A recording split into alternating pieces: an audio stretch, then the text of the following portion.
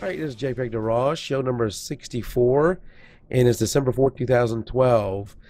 Tonight I have a special group with Kathleen out. It's just us guys. Normally it'd be just Tim and I, but I brought in two extras. Brought in Sess White. How you doing, Sess? I'm doing great. How are you? Doing fine. My voice obviously is not 100% back yet. Seems like anytime I get a cold now, it goes right into my chest, and it seems to mess up my voice, and I'm going to be in and out tonight. So hopefully I can hold together. I have my Diet Mountain Dew ready. It's all about Mountain Dew. Help. I got to keep my vocal cords wet. Yeah. We also have Jim Collison, host of the Average Guy podcast. Jim, how you doing? Greetings, Mike. Happy Tuesday to you. Tuesday, yes. And we, with Kathleen not here, we figure we can talk about anything we want. We can do anything we want tonight.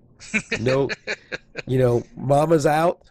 We can, feed the kids ice cream for breakfast if we Mike, want. she accused me on the last time I was on the show. She wrongfully accused me, and so tonight, payback. You can accuse her of that is anything right. you I want. remember that. Yes. She wrongfully accused me of saying something I didn't say, and I think I proved that with some YouTube video. So. Oh yeah, you definitely proved it. Yes, I remember that. You definitely proved it, and So we Kathleen, can accuse her of anything we want. You are Epic. in for it tonight. Epic. So before we get started, I just wanted to mention that, one thing, I've talked in the past about Adobe Creative Cloud and all the different things you get, and I know Sess is as close to I know of a pro with what Adobe Premiere not Elements, Adobe Premiere. Premiere Pro, yeah. Premiere Pro, maybe some After Effects, and I'm just playing around with those things and messing up quite a bit.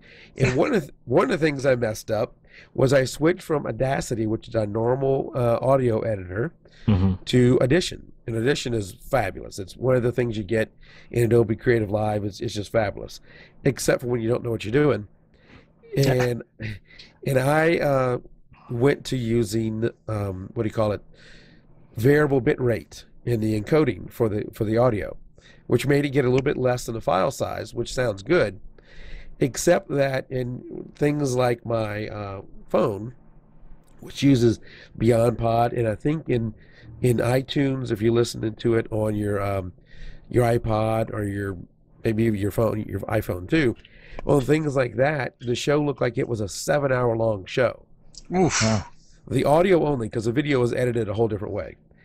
But the audio looked like it was 7 hours, and it had 7 hours worth of data, because I think some things repeated over itself. So there's about 10 shows out there that are like that, and I've gone back and I'm re-editing those and republishing them with a constant bitrate format, which I don't need to go into all that. That's a little too much detail. Most people don't care about that. But if you've listened to them in the past, you wonder what the heck is going on. This one should be cleaned up other than my voice. And if you can go back to the old ones, and they'll be cleaned up eventually. I'm through the first few, and I have a few more left to go. So I want to thank one of our listeners for pointing that out to me in the Facebook page. Otherwise, I wouldn't know, because I don't usually listen to it, the audio one. I'm listening to the watching the video one. Would also mention that, like I just said, we are available in audio only on Stitcher Radio. We're on iTunes. We're on YouTube. I just changed our YouTube channel to look a little different. And you can get it on your phone using Beyond Pod and a number of other ways. In our forums, I did a post that has all the different ways you can get the show, and it's also in our Facebook group, where all the different ways you can get the show through your iPhone, through your Android phone, and I don't know about Windows phone, so however you get that. And speaking of our Facebook group, we just finished the November contest, the entries for the November contest. Sess, did you get in on that one? I didn't. Not this time around, no. I had some things come up. I really wanted to, though, but no. Well, then you're going to be perfect for the December one. Now, the November one was sports, if you remember. And to get in this contest, you have to be a member of the Facebook group, and you have to put it into the right album inside the Facebook group. I know some people sometimes get confused with the group and the page. The group you have to join, the page you have to like. The winner of our October, November, and now December contest is going to get one of Michael Clark's autographed books. We'll send them off to Michael. He'll sign them and send them back to us. And the voting, the way we pick the winner is the people who get the top 3 votes through likes. Each member of the group can go and like the photo. The person who gets the top 3 likes, those photos are then turned over to the admins who review them and pick a winner out of those 3. The winner then, what do they get? They get announced on here, they get on the show notes, and the photo is the lead photo in the group for that whole month. You have until this Friday to vote by liking the photos, and then this weekend the admins will pick a winner and announce them next week on the show. For December, we're changing things up a little bit because normally the rule is the photo has to be taken in the month of the contest. For December, we're going to change it up, and it's your best shot, no subject, whatever subject you want, your best shot for all of 2012. Cool. Yep. So that should appeal to just about everybody. Yeah. Sometimes a topic doesn't fit with a person. Sports, maybe it's just not something that fit with you, or black and white is just not your thing, or I think the one we're doing for January is minimalism. That's not your thing. If one of those things, that's not your thing, but when we do the one for December where you have the whole year's worth of photos that you can go through, that should fit just about everybody. And I'm looking forward to that because there are a lot of people that really put out some awesome stuff. So it's a dynamic group. It is. The thing with the one this month, sports, it probably had not the least number of participants, but it's somewhat of a less than we had last month with the black and white subject. But even within that group, there was some excellent quality. We have some really good photographers out there. So I'm really interested to see what we're going to get with the best you shot in all of 2012. That's going to be interesting. Yeah. On top of that, we have 9 days left for the Expo Disc giveaway. You don't know how much I wanted to break this out of the plastic and use it this Saturday night when I was at that stupid gym with that crazy lighting. And I don't know if does this ever happen to you guys. So I'm there at the pool. There's maybe this much room between the edge of the pool and me, and I got my 70 to 200 lens sticking out here with the cover on the front. So it's not a small thing. You got this big old thing sitting there like that with a camera, and somebody comes and stands between me and the pool so close that their butt rubs against the front of my lens as they come in there. Foul. Still do not realize I'm there taking photographs until I say, excuse me, could you move a little bit to the left? Oh, I'm sorry, I didn't see you there. Some people are just very oblivious. That's really a violation. Yeah, absolutely. Yeah, you're right. And what's funny is I feel like somehow I violated them because my camera rubbed against their butt when they rubbed their butt against my camera. Yeah, you got to get it right. Don't worry, when you get the lawsuit in, you'll know it was you. That's true. But no, I thought, man, it sure would be nice to have one of these, and I'm getting closer to actually having these guys come on the show and talk about it. Told them about doing the giveaway of one of the products, and they're interested in coming on again. So hopefully we can get that done somewhere in the winter season. What else do we have? Tim, I had written down here Tim's dance, but he's not going to do it for us. So there goes that. I got Xbox sweatpants on. There ain't no way I'm getting up. Xbox sweatpants. So one of the things that help us fund these giveaways is people going to, and not one of them, the way, because I can't pay for all these myself, is people going to Amazon and clicking on that and using our link before they go and buy something on Amazon. It doesn't add any cost to what you get. I have no idea who bought what, so there's no danger there. If you buy yourself some Xbox sweatpants, I won't know that you bought them unless you tell me.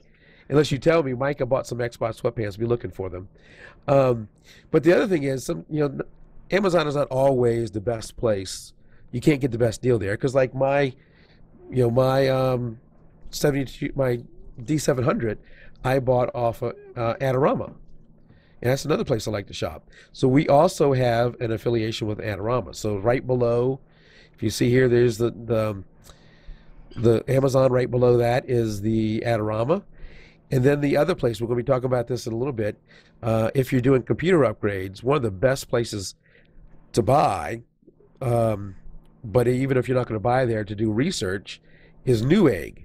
Have you ever heard of Newegg, Sess? Oh yeah, Newegg is great. And Tiger Direct. I know Tiger Direct. I just haven't used them that much. Okay. I'm a big fan of Newegg. I like their organization on how they have user reviews and that kind of stuff. So now we have an affiliation with Newegg also there. Oh, So that's going to be dangerous for me. if you're going to buy from any of those. Oh, man. Now, one of the questions I get asked is, well, what happens if I had the same deal from all three? Which one's the best one? The best one would definitely be Amazon because they pay the highest commission and they pay the fastest. Adorama pays you after you reach a certain level, and then 3 months after that. So let's say you get to their milestone, 3 months later they cut you a check. So there's a big delay on Adorama, but you go where you're going to get the best deal. Just try and remember to go out to the website and click on one of those links before you go. Well, I bought a heck of a lot over Amazon over the past couple of weeks of Christmas, let me tell you. I've contributed to that. Awesome. I'm waiting for it. I'll just look for it in the mail with your name in the from box. I'll say thank you when I get it. There you go. So if you haven't signed up already for the giveaway, you got 9 days left, and I'll be reminding everybody out in the Facebook group and in the Facebook page to sign up for that. Mike, can I give them one more thing to win? Yeah. Yeah. So one more thing over at theaverageguy.tv. So if you just type in theaverageguy.tv and click the giveaway tab, we're giving away a Pogo Plug Classic device. Looks, and this is the one right here. I'm going to pull Mike Howard. I'm just going to pull it right off my desk. And so we're giving away this Pogo Plug Classic. For photographers, this might be a good deal. The Classic allows you to access any data that you have attached to this. So USB 2 on this one, and you can anything that is any kind of storage that has a USB 2 device or a USB 2 connection can plug into it. And what that does is it gives you local access and backup of your files to this device. So you plug it, you send your files to it, it puts them on the drives that you attach to it. And so you can make your backup, right? You can have this as your backup device, your second form internal. The nice thing is for that, you can also access those files from the cloud. So you can go to mypogoplug.com, log in, and have access to those files anywhere on the web they're exposed to. They're not stored in the cloud, so you don't have to worry about them being out there. If you don't like the fact that you don't want your data out there, that's fine. These are all stored local on your computer at on your premise. As much storage as you want to add to it, there's no limit on that. And you can get access to them from the cloud. So theaverageguy.tv, click on giveaway, and there's some ways. Actually, if you've joined a contest like Mike, I model mine just like he does, and so you'll be very familiar with it. We use Rafflecopter, and you can just log in and do some things. Join us over at The Average Guy. There's my pitch. Yeah, that's an awesome giveaway. That's a good giveaway. And actually been a while now, but the last time we had Kathleen on here, which I think was before she started her 47 weeks of vacation. She mentioned that after we get done with the Expo Disc giveaway, she has a giveaway coming up, and that's a mentoring session with her, a one-on-one mentoring session. So I think that won't start to actually in January, which, believe it or not, it's going to be here really quick, because we really have 2 more shows, and then we hit Christmas and New Year's. You know that, Tim? Yeah. We're going to have another 2-week break coming up unless we do it off. My wife was saying that. She's like, you guys are going to want to missing more. I know, which gives me time to start looking for guests because I'm falling behind here. And get my voice back. Unless New Year's is the end of the world and nothing ever happens after that, then. Well, isn't that sometime in December? Isn't this? Hasn't it been every year for the last decade or so? I think it's like the 22nd or something like that. So yeah, the Mayan calendar's ending in a couple of weeks. We may not have to worry about it anyway. But that be looking out for that giveaway because that'll be an awesome giveaway when Kathleen comes back and gives us more detail on that. We can get that one rolling, and hopefully with everybody doing the Christmas shopping, we'll be able to start 2012 off with 2013 off with another great giveaway. So enough of that kind of stuff. Let's get into the subject for tonight. And one of the things we're talking about this in the pre-show, and Tim reminded me, is I've been having some issues with Lightroom being a little slow. And one of the things was, I've talked in the past about these Mediasonic boxes, which are really good not backup, but really good redundant storage because it's a RAID 5 solution that's got 4 disk in it and protects you against hard drive failure. And I don't want to get into the whole backup thing again. We've kind of hit on that a lot. But it is a USB attached storage. And a lot of people use that external drives with their computer for their photos. And I've been noticing, especially in the develop module, that my that Lightroom seems to be just bogging down. And I looked over at Michael Clark. If you've never looked at this is a good article that Michael wrote. Have you seen this one, Tim? And I'll put it here in chat.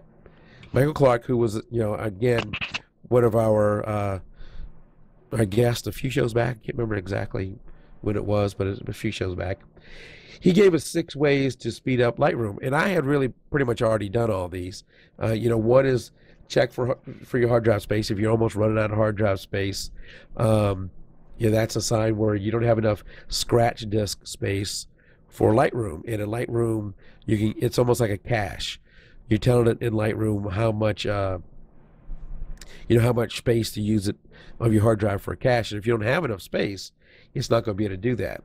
And I'll put the link here. The link will also be in the show notes. And I'll probably put it in our Facebook group too, so y'all can go there and see it. So you don't have to remember everything I'm saying right now because I'm going through it a little bit quick. So you had check your hard drive for available space. Then increase your RAM, which we'll get into that more in just a second. RAM is, if you don't have enough of it, Sorry. that's okay.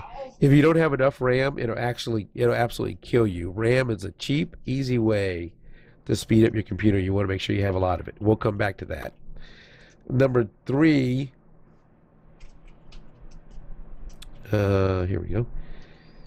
Render one-to-one previews. I don't want to spend too much time on that. We'll do that another show. But he goes into details how to do that. Set your preferences. I'm not going to spend much time on that one either.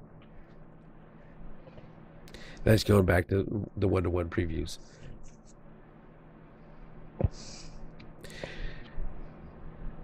And then optimize your catalogs. I've done this quite often, and it's never really done much for mine. But I have humongous. How many pictures do you have in your Lightroom catalog? And I wanted to talk to you guys about that too, because I have humongous catalogs. My catalog has over 200,000 photos in it. Oh man! No. And I wondered if I should be using smaller catalogs. And I want to talk to you guys about how you do that, because one of the reasons I like having all my photos in one catalog is I can do a search through all my photos.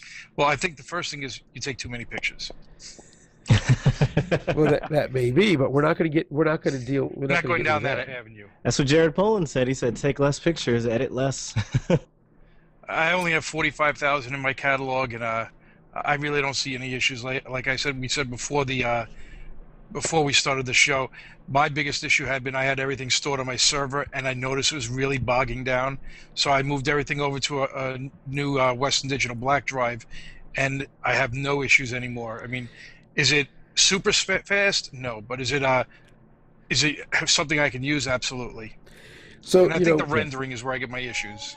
The thing I was talking about, having it in that Mediasonic box, that USB 3 drive, that external drive, like Kathleen has some of her stuff stored on an external drive. What I'm saying to counter to that is to put it into an internal hard drive, a drive inside your computer. And that's the files you're going to be working with.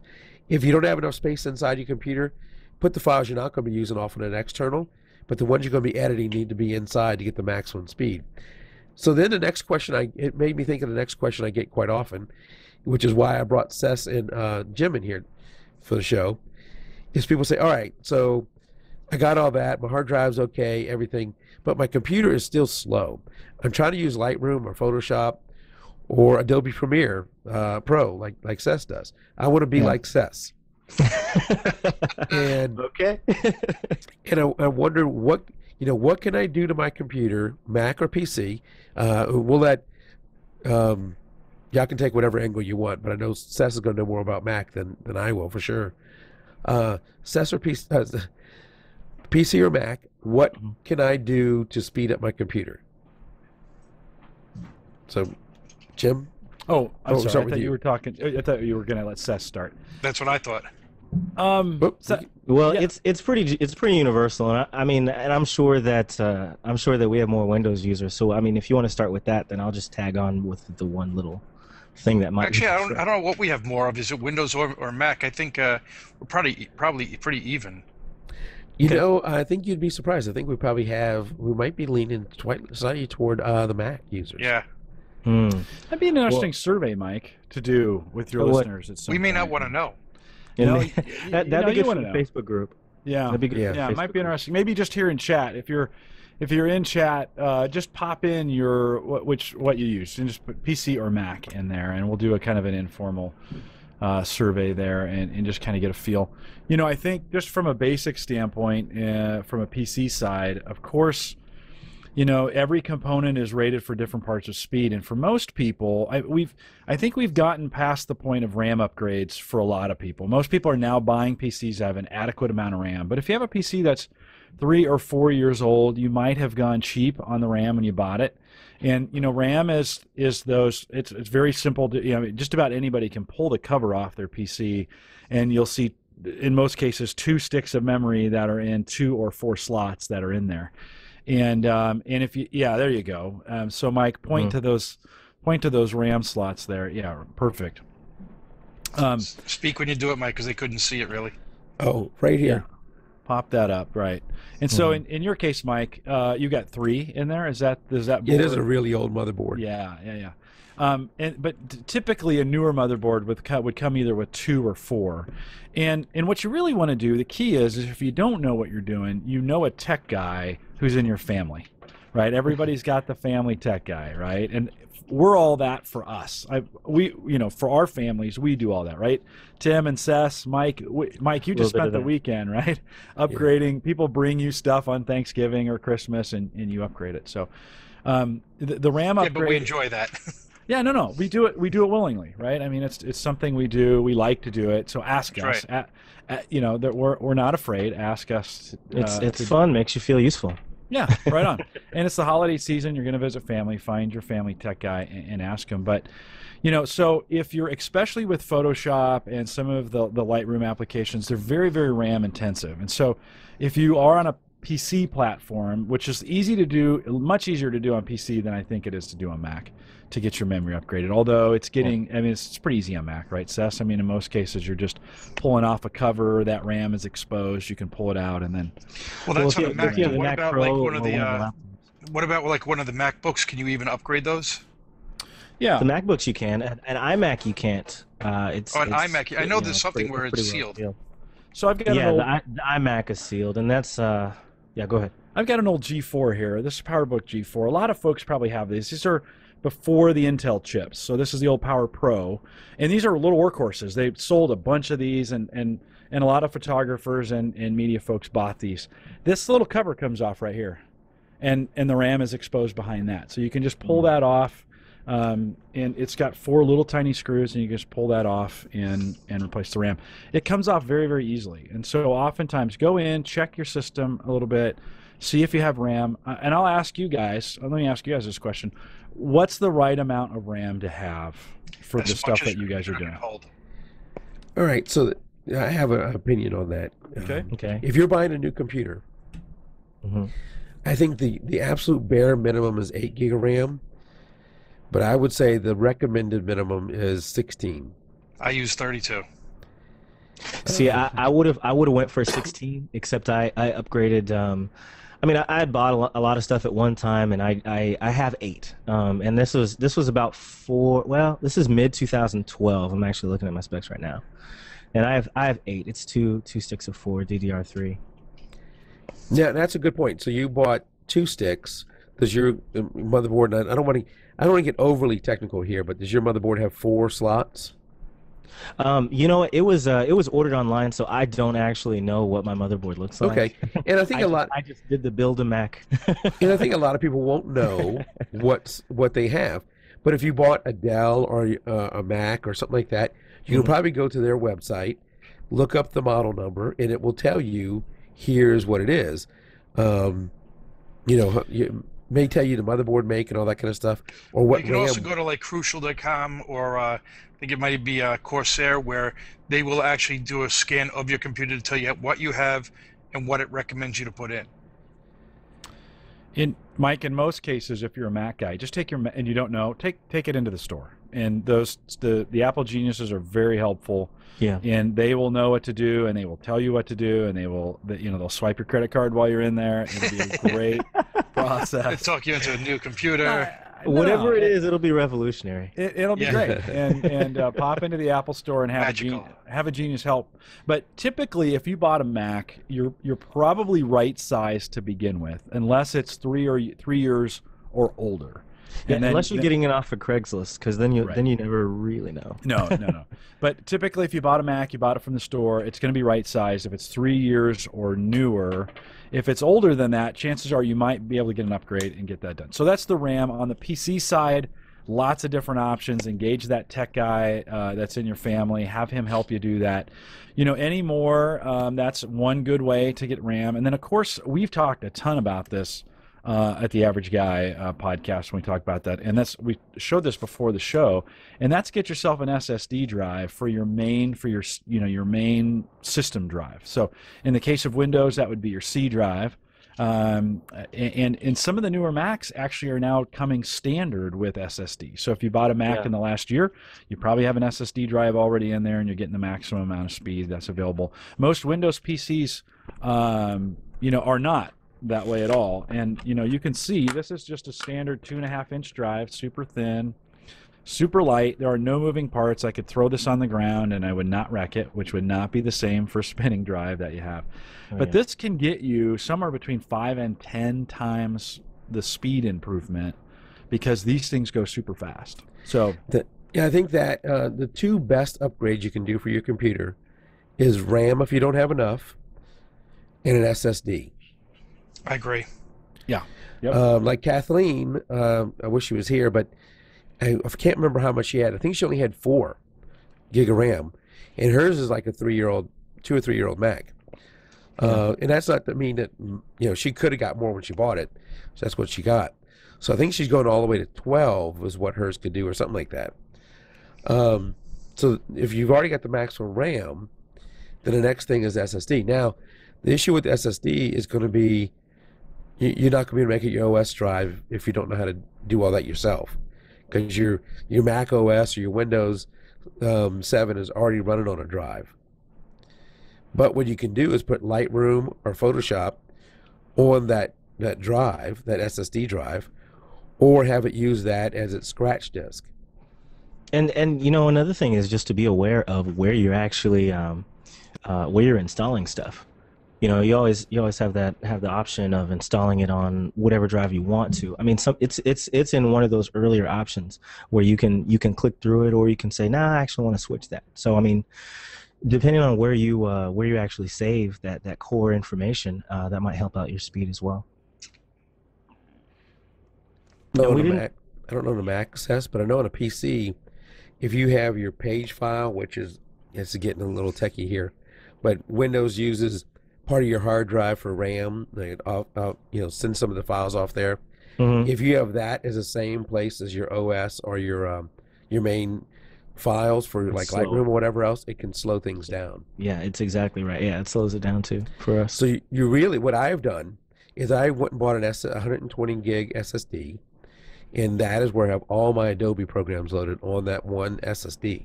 And it really makes things, makes it open much faster, makes it run much better.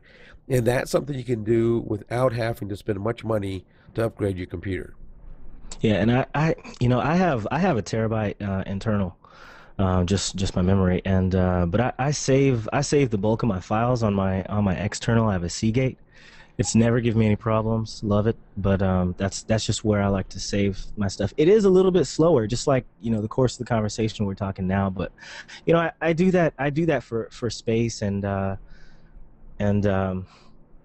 mostly for space. Mike, Seth, while you mentioned USB, let's talk about that real quick, because for folks who don't know, a year or so ago, the USB 3 standard came out, and those are the blue plugs. So if you buy a new PC now and you see what looks like a USB port and it's blue, that means it's USB 3. And USB 3 will get 10 times performance over USB 2, and you do have to buy special USB 3 devices, and they're getting more and more common, especially the hard drive space. You know, you talk about an external hard drive.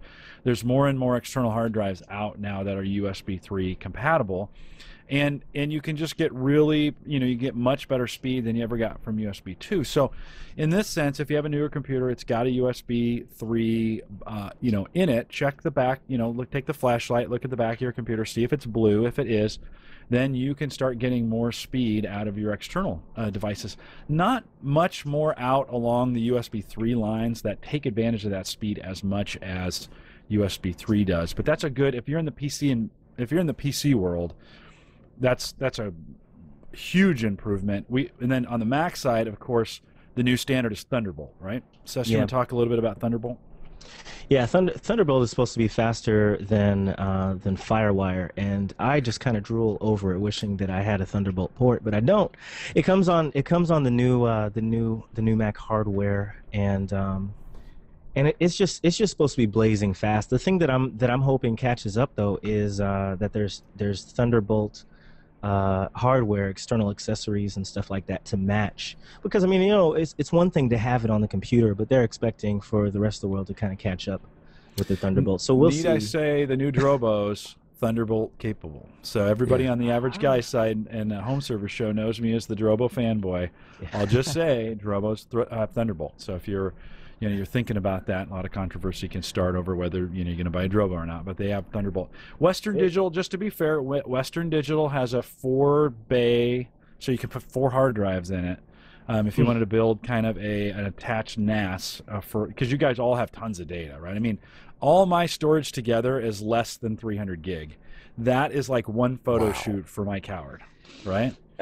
So yeah, it's hard to believe I'm even a Windows Home Server MVP with less than 300 gig of data, right? I just actually figured that out this last weekend. But Western Digital also has Thunderbolt, so there are a few external devices out there that are using Thunderbolt as well. My memory card for my camera is 32 gigs. So did I say 300 gig though? This is a memory card for my camera that I fill up multiple times. I have more than 300 gig in pictures. I know you guys do. You have 200,000 pictures. You're well over that. Yeah, I know you guys do. I just don't. I take pictures off my phone, and I just don't do that. But it is a problem for a photographer that having and like Seth for video, even more so, massive amounts of data. Not just the storage, and we've talked a lot about storage, but the handling of it. The editing, I had somebody from the school wanted to, hey, can I get all your photos for the yearbook? So I said, sure. I told Lightroom to output all the photos from the first 2 weeks of the swim meets, which was about 600 photos. Thing took forever to output them. Oh, wow. Yeah, I noticed that. Outputting in Lightroom is not exactly quick because my files are just so big now, 25 meg each. In this case, go ahead, Seth. Well, I was just going to say, you're talking about export? Yeah, I'm exporting the raw files that have been edited as full-size JPEG files. Correct. That's what I do. Okay, as full-size JPEG. Okay, well, yeah, it does take a while. I agree with you. One thing that we didn't talk about that might be worth it in case we don't get to it is processor. We didn't talk about processor speed, did we? No, we did not. I kind of left that intentionally out, but give me your thoughts, and I'll give you mine. Well, no, I mean I know my computer. I have an i5, the Intel Core i5, and if I were to get a new computer right now, which I would love to do, but I don't see that coming, I would get one of the I would probably get one of the Pros, and I'd get the i7 in there, and I'm just looking for a good updated processor. It's 3.6 gigahertz is what I have now, and I had to opt up for that. Now I know that when I go to the Apple site, they're not default. There's nothing that's as fast as mine unless you opt up to that speed. So, I mean, that's cool. I mean, I think it's just kind of a planning ahead thing, since you were talking about, when you're looking for computers, plan ahead for your processing speed. Don't buy low because it saves you money. Yeah, and I was thinking, if there are times when your current computer you can upgrade the processor. That Mhm. is a little more complex, and you will need most people will need somebody to help them with that because you can damage the CPU and the motherboard if you don't do it right. Yeah. Well, and boards have all kinds of specs about what it can take and what it can't, and Boy, can't. both Intel and AMD have not necessarily made it easy to figure out exactly what chips fit in what. And so you're right, Mike. That's the last thing I recommend. I mean, I've been around the IT infrastructure for a long time, and the very last thing I recommend is, well, let's see if you can upgrade your CPU. You know, I could do that. I bought a board. I could buy. It's a Core i3, which is the bottom, right? We go i3, i5, i7, right? So i3 is the very bottom. It's an i3 540. Now that board, that's a Clarksdale. That's, again, we're getting really techie here, but it's a Clarksdale chip. Those chips have long since stopped being manufactured by Intel, and I can buy it on the secondary market. I can buy an i7 Clarksdale that would go in there and make that fit. But for the average user, they're just you're not going to want to track that down. I mean, it's just it's pretty complicated. You got to go through some numbers. So if again, if you got that tech guy that can help you, that's great. But the hope of upgrading your processor, and Mike, you had asked a question about when is enough enough. And that's what I was going to say. What if somebody comes and says, Jim or Sess, I have a PC or a Mac, and it's a dual core system. What do I do? Is it time for me to upgrade? And the reason I know it's dual core, I don't know how you do this in Mac. Maybe you can help me, Sess. But in Windows, you open up, you know, the what do you call it? Processes, the task manager. I'll drag it over so y'all can see mine. You drag over in your task manager, and you can see, oh, I only have 2 of these little graphs. You can see here I have 8, but you only have 2. And you go, okay, I only have a dual core. I need to do something to upgrade. Jim, I think I'm gonna give that to you. Also, You're better versed in that. Go ahead, Tim. I've been building. I had a gateway years ago, and I hated the computer, so I learned from my brother-in-law, who's a tech guy. He gave me a book, A+ certification. I learned everything about computers, and I've been building computers probably for the past probably about 8 years now. And in every computer, while I always think I'm going to change the processor, I have yet to change the processor. I've used it until either I was done with it or I built my next computer. Or, I mean, my last computer I gave to my son now. So I have yet to change a processor as a reason to increase speed. Now, granted, when I build, I don't go top of the line, but the computer I just built, I put an i7 3770K chip. Now, and I don't even overclock, and that's a chip for overclocking. That's a nice chip, too. Well, let me go ahead and answer. Overclock. I even water cool here, but haven't done that yet either. Let me go ahead and answer one question. So, if someone came to me and said I had a dual core system, and my computer's running slow, Lightroom's running slow, Photoshop's running slow, what should I do?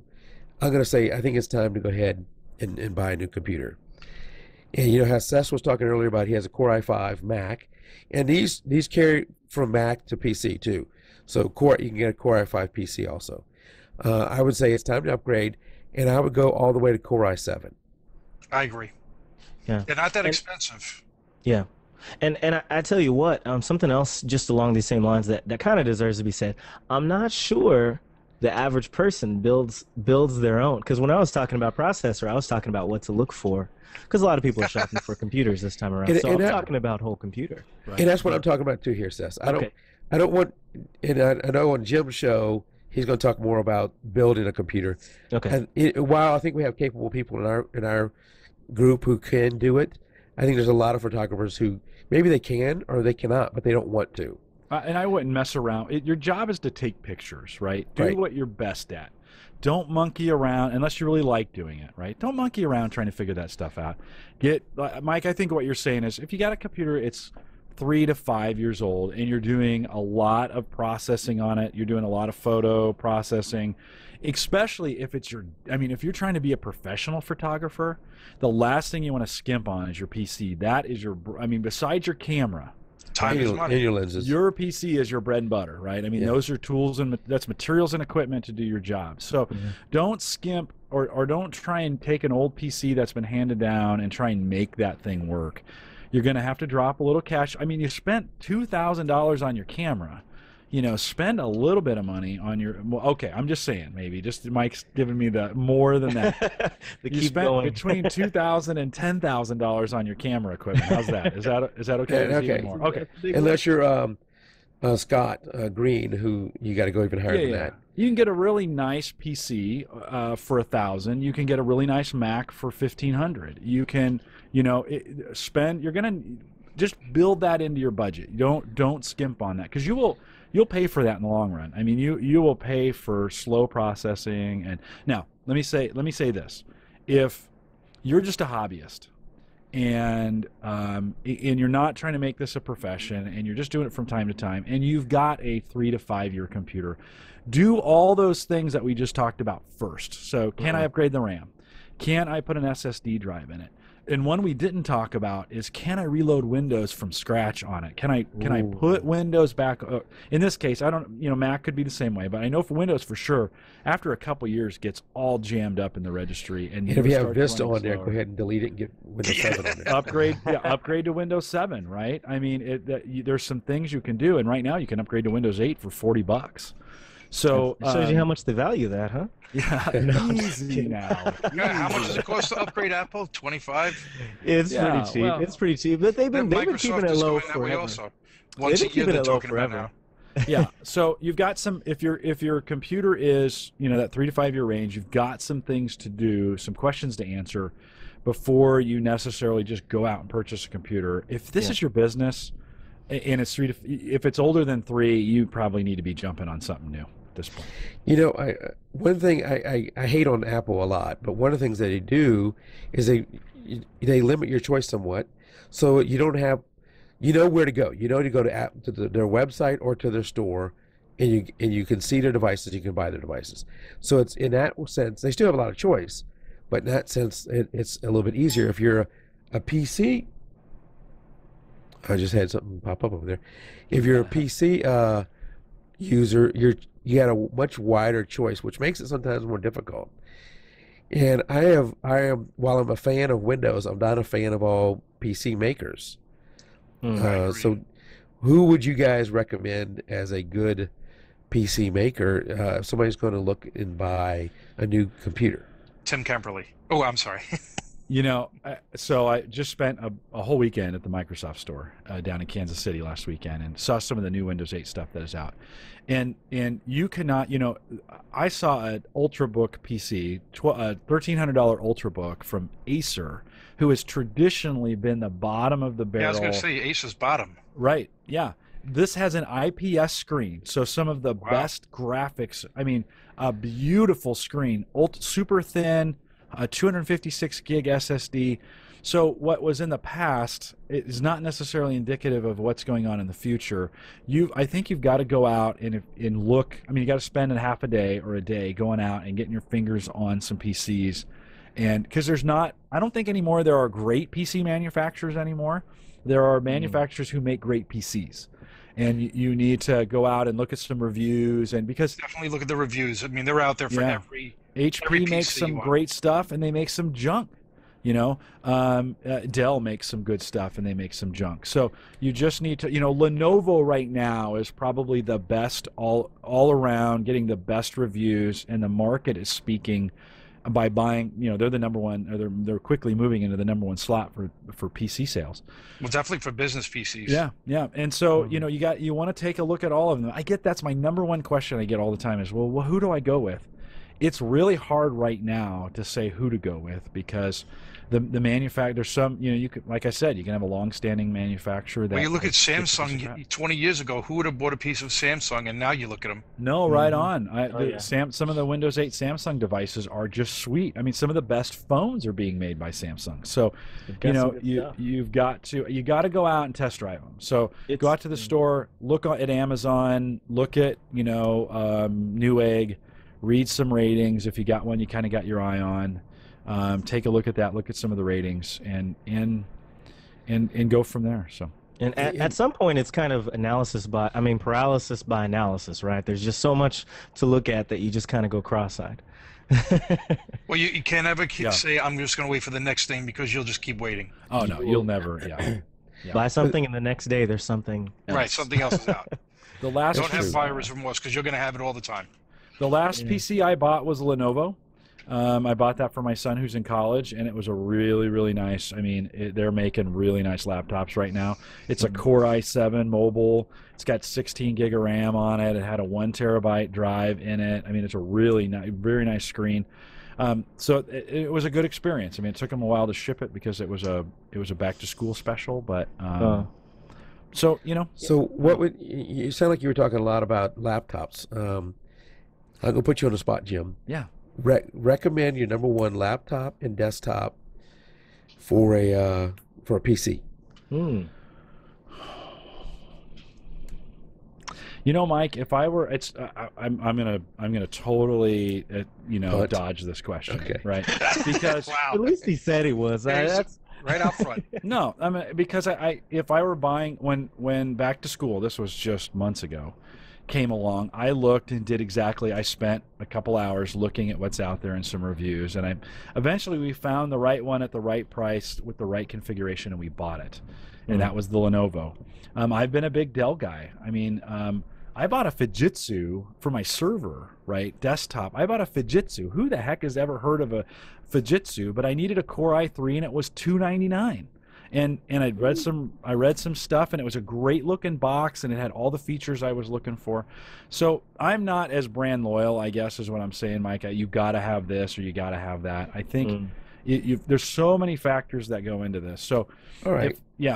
So let's say I've decided I'm going to get a laptop or a desktop, whatever it is, and let's even throw out whether it's Mac or PC. It's one of those things. What do I want to make sure, and we'll let Seth start off on this, maybe from more of a Mac-centric point. Sure. What do I want to make sure this new computer has?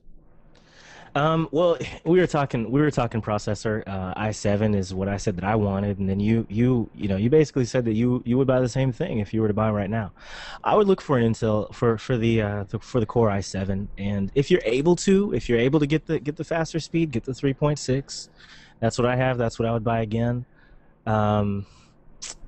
Look for, if you're doing a lot of video, see if you can upgrade your video card. But I mean, if you have that good processor, you have 8 gig for your memory there. I'm sorry, 8 to 16. Go for the 16. I kind of wish that I had the 16.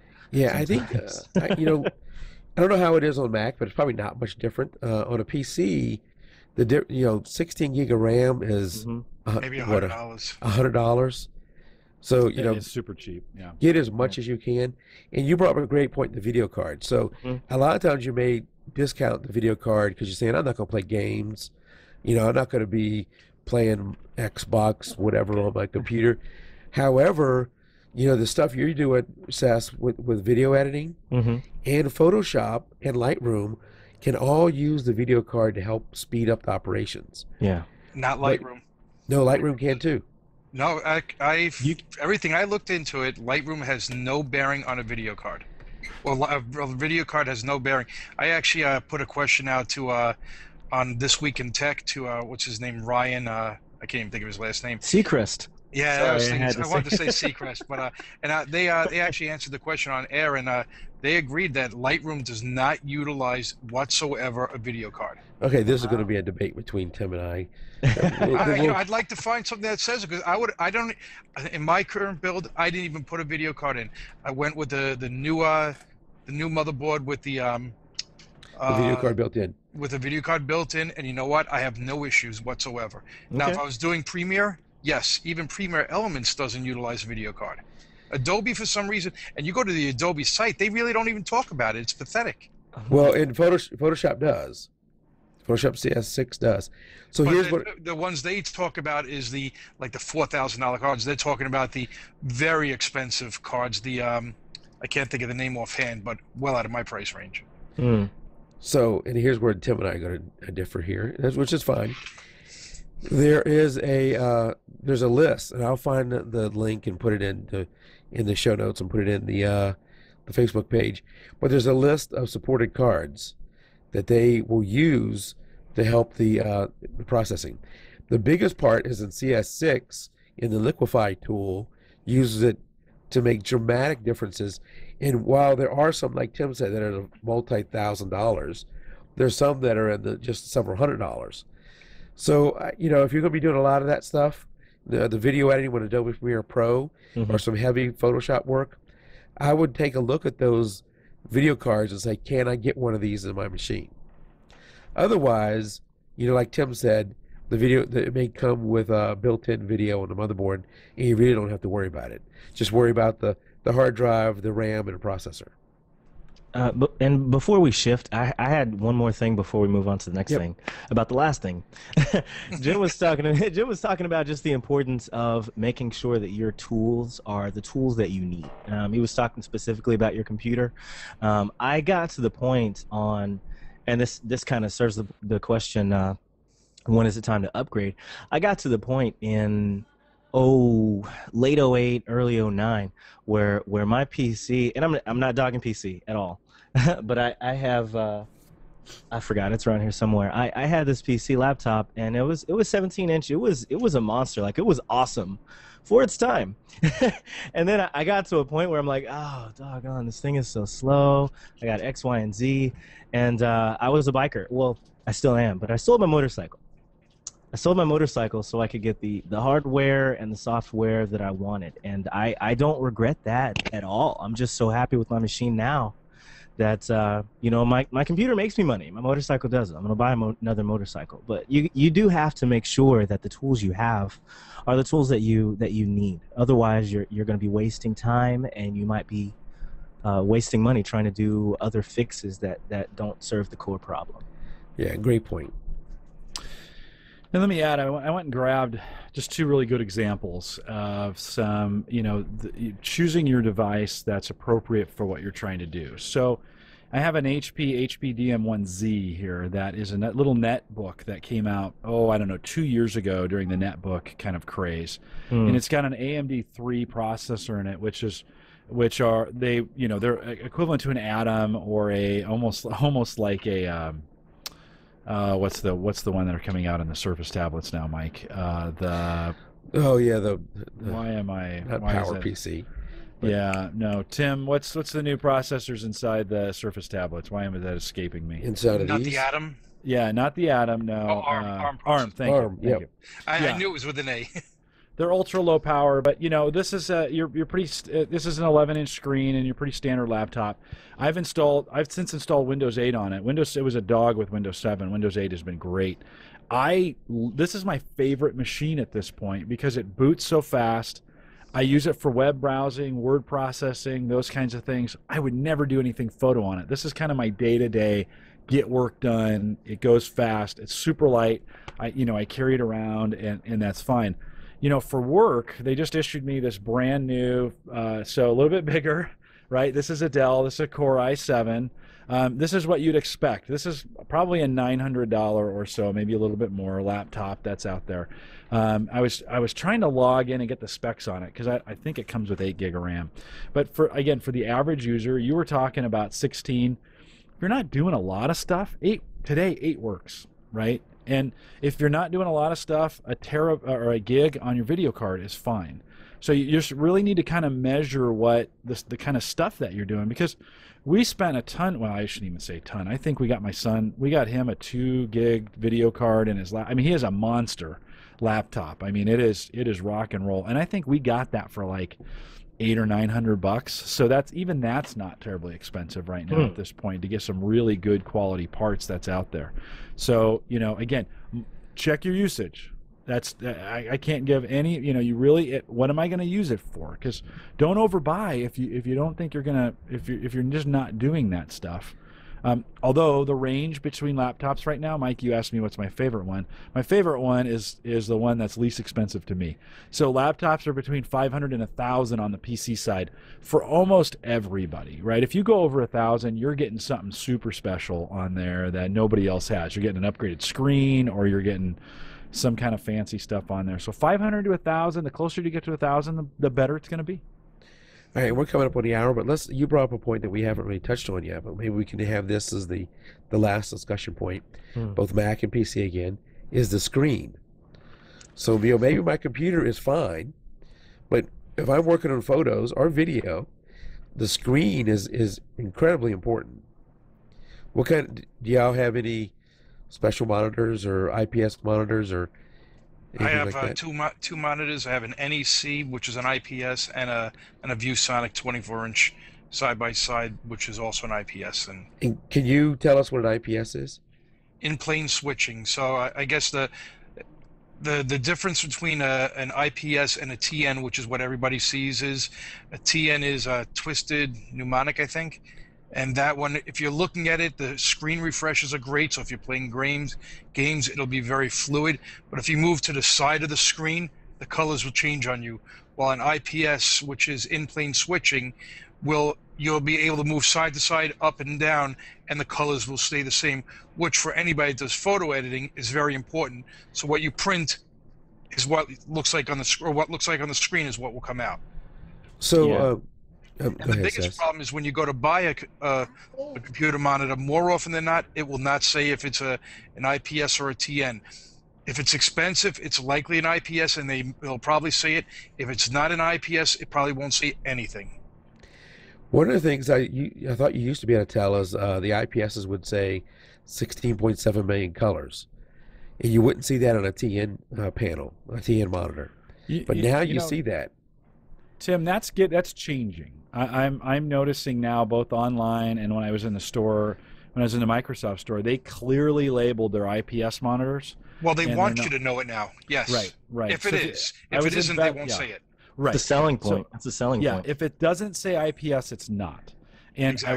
I was just in Best Buy last Friday, maybe Thursday, and they've got a 23-inch HP IPS for $239. So price doesn't always matter anymore either. IPS is starting to catch up where it used to be expensive 4 or 5 years ago. It was double or triple the price. It's getting more and more. I mean, we're with Retina displays on an iPad, our eyes are getting more and more discerning, and I think it's starting to drive down the prices on some of that technology. So don't always think you have to get a $600 24-inch monitor to get IPS. You can buy a budget, one, like I said, for less than $300. That's a nice 23-inch. So on a PC, we would recommend IPS. For sure. Seth, how about you on a Mac? Well, I'm still trying to sort out the IPS technology within the Mac universe, because I know that no matter what direction I look from my 21.5 Mac screen, it's the same color. There's no bending. There's no tone. I think you get that automatically, Seth. I think those have been so. IPS. Yeah. Yeah. I think so too. And so I know that's what they've been working with for the cinema display.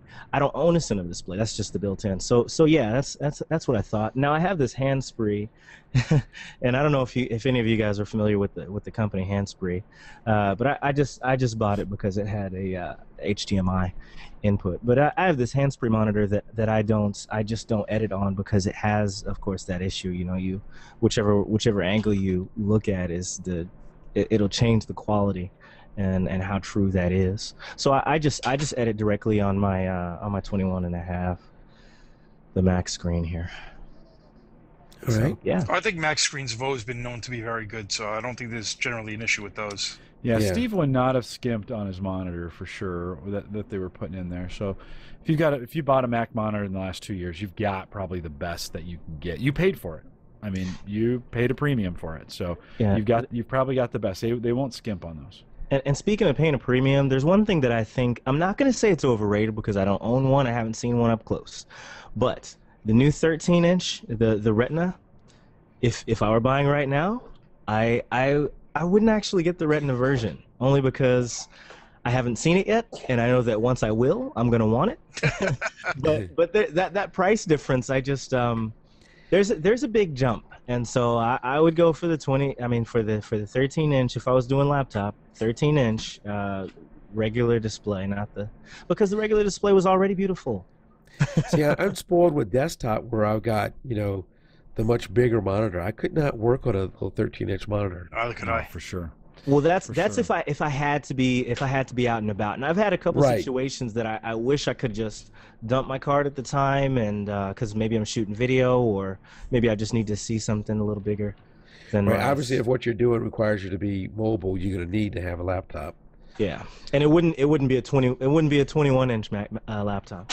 No, you're not doing that. All right. Well, we are at the hour. My voice is getting harder and harder to keep my vocal cords wet. Do y'all have any closing statements?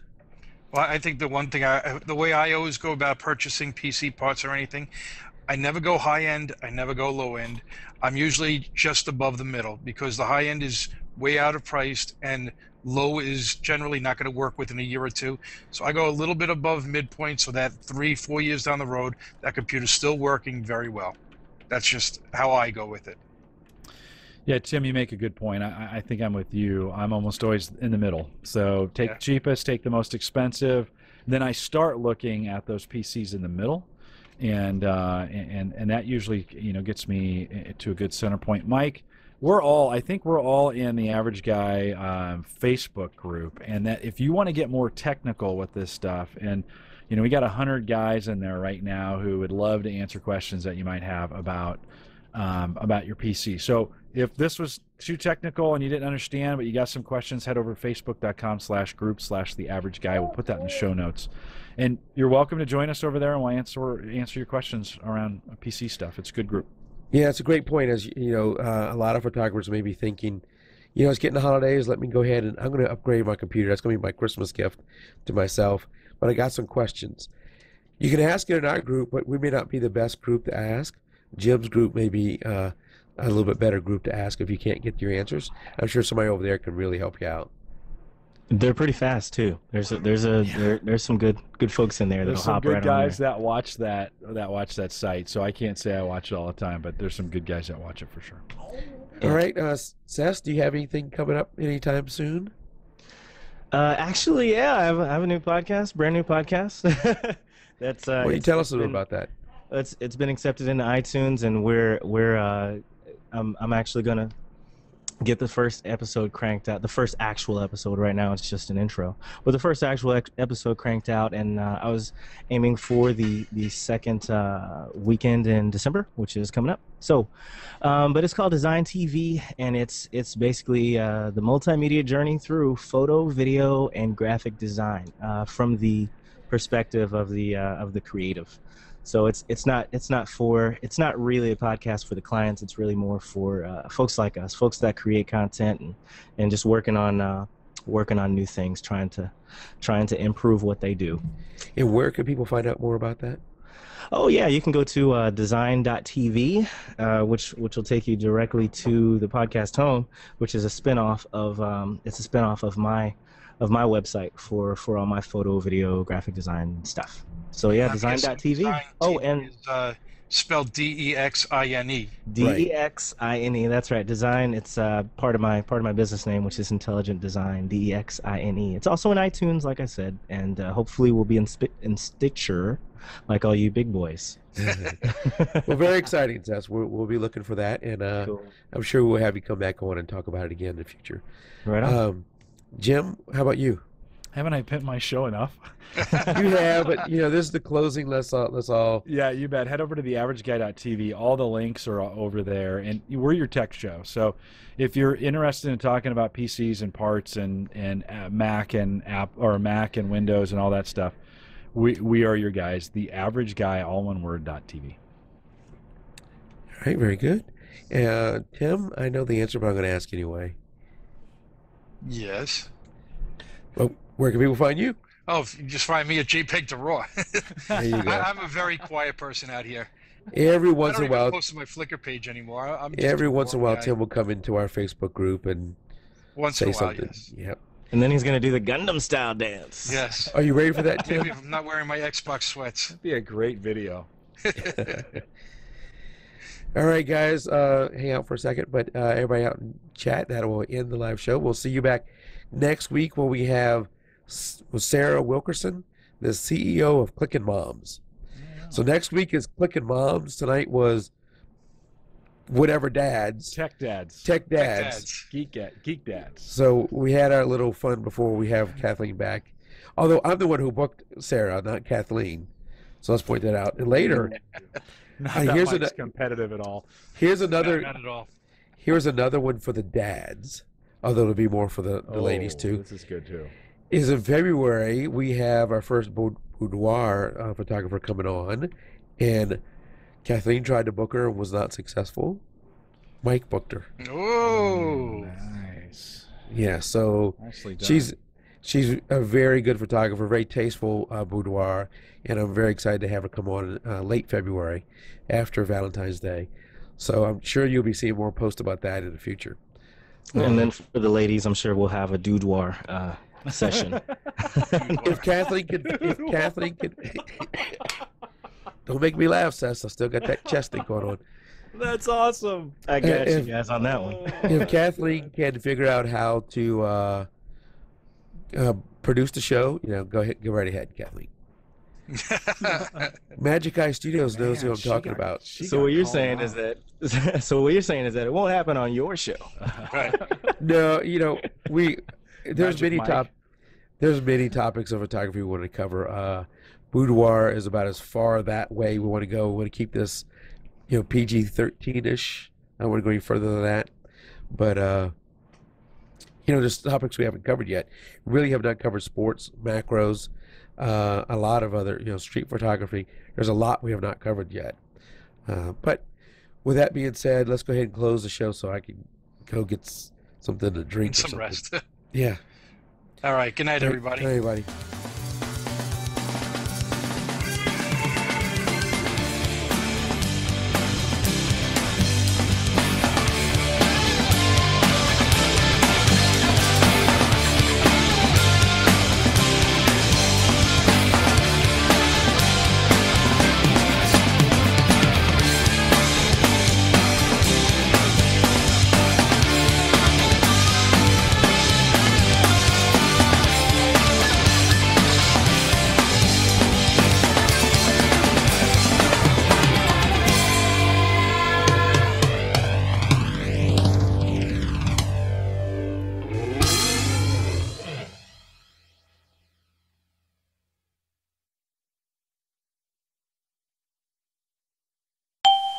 All right, we're still out there, but this is just a few minutes of the post show.